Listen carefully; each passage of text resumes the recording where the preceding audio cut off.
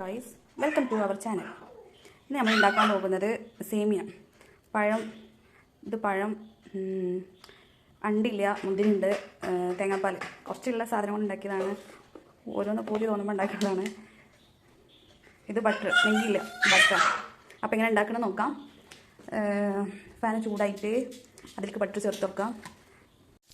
Butter മെൽറ്റായി വരുമ്പോൾ നമ്മൾ പഴം ഒന്ന് ഫ്രൈ ആക്കാൻ വേണ്ടിയിട്ട് നല്ല ടേസ്റ്റ് ഉണ്ടാക്കുമ്പോൾ നമ്മൾ ഇതിലേക്ക് പഴം ഇട്ട് കൊടുക്കാം. അതേപോലെ സേമിയ ചൂടാക്കണം. സേമിയം ചൂടാക്കിയിട്ട് പിന്നെ അതിലേക്ക് വേവിക്കാം. തേങ്ങാപ്പാലിട്ട് രണ്ടാം പാലിട്ട് കേട്ടോ വേവിക്കാം. പിന്നെ ലാസ്റ്റാണ് ഒന്നാം പാലിടുക, അല്ലെങ്കിൽ ഇതായി പോകും, ഒന്നാകെ ഒരു കുത്തൽ വരുന്നത് പോലെ ആവും. അപ്പോൾ അതില്ലായിരിക്കാൻ വേണ്ടിയിട്ടാണ്. അപ്പോൾ നമ്മളിതൊന്ന് നല്ലൊന്ന് ഇതാക്കാം. പഴം ഇതുപോലെ ഒരു നേരിയ കളറാക്കണം നെയ്യിലിട്ട് വാട്ടുമ്പോൾ. അത് കഴിഞ്ഞ ശേഷം നമ്മൾ സേമിയ അതുപോലെ നെയ്യിലിട്ടിട്ടൊന്ന് വറുക്കണം.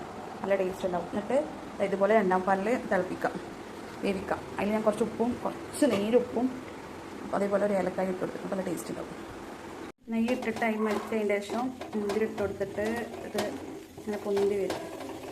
എന്നിട്ട് നമ്മൾ ഈ സേമിയക്ക് ഇട്ട് കൊടുക്കാം. ഇതുപോലെ എല്ലാം സെറ്റായി വന്നിട്ട് ഇത് ഒന്ന് ഇട്ട് കൊടുക്കൂടി.